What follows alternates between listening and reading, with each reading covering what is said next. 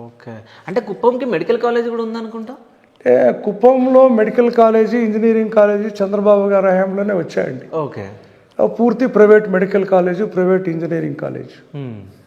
ఎందరూ కుప్పం విద్యార్థుల్లో మెడిసిన్ అయింది, ఎందరూ ఇంజనీరింగ్లో అయ్యారు ఒకసారి చూడండి మీరు.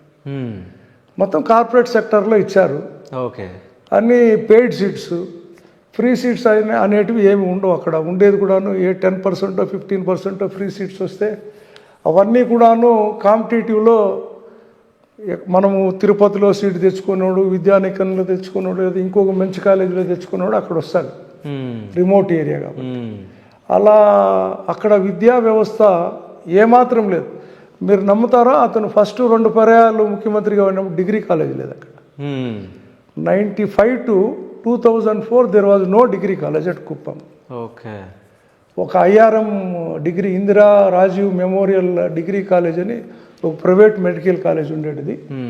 రాజశేఖర్ రెడ్డి గారు ముఖ్యమంత్రి అయిన తర్వాత డిగ్రీ కాలేజ్ ఇచ్చాడు. ఒక BA చదవాలన్నా, ఒక BCom చదవాలన్నా, BCSC చదవాలన్నా ఒక ప్రైవేట్ డిగ్రీ కాలేజీకి వెళ్ళాలి. చంద్రబాబు ముఖ్యమంత్రిగా ఉన్నప్పుడు first 2 periods. Okay. Rajasekhar Reddy గారు ముఖ్యమంత్రి అయిన తర్వాత డిగ్రీ కాలేజ్ ఇచ్చారు.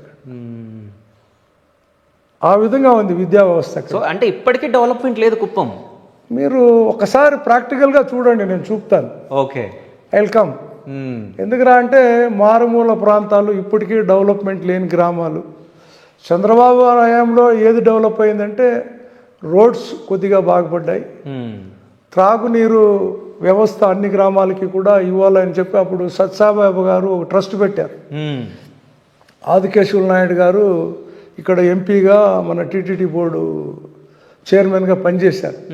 ఆదికేశవులు నాయుడు గారు ట్రస్టు, సత్సాయిబాబా మన అనంత పుట్టపర్తి రెండు కోఆర్డినేషన్తో 1000 గ్రామాలకు నీళ్ళు ఇవ్వాలనే ఒక సంకల్పంతో పుట్టపర్తి సాయిబాబా గారు అమౌంట్ ఇస్తే ఆ అమౌంట్ పూర్తి కుప్పం కాన్స్టిట్యున్సీలో ప్రతి గ్రామానికి ట్యాంక్ కట్టారు.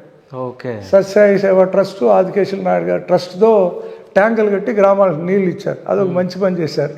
ఓకే. గ్రామాలు పొలిమేర్లు, అటు బార్డర్ విలేజెస్ కావచ్చు, అక్కడ ఇక్కడ అన్ని రోడ్స్ వేశారు. ఈ రెండు ఒక డెవలప్మెంట్ కింద నేను ఒప్పుకుంటాను ఆయన దగ్గర. విద్యా వ్యవస్థ డెవలప్ కాలేదు, పారిశ్రామికంగా డెవలప్ కాలేదు, వ్యవసాయ పరంగా డెవలప్ కాలేదు. ఇంకా ఏ విధమైన డెవలప్మెంట్ ఆశించవచ్చు మనం ఇంకా.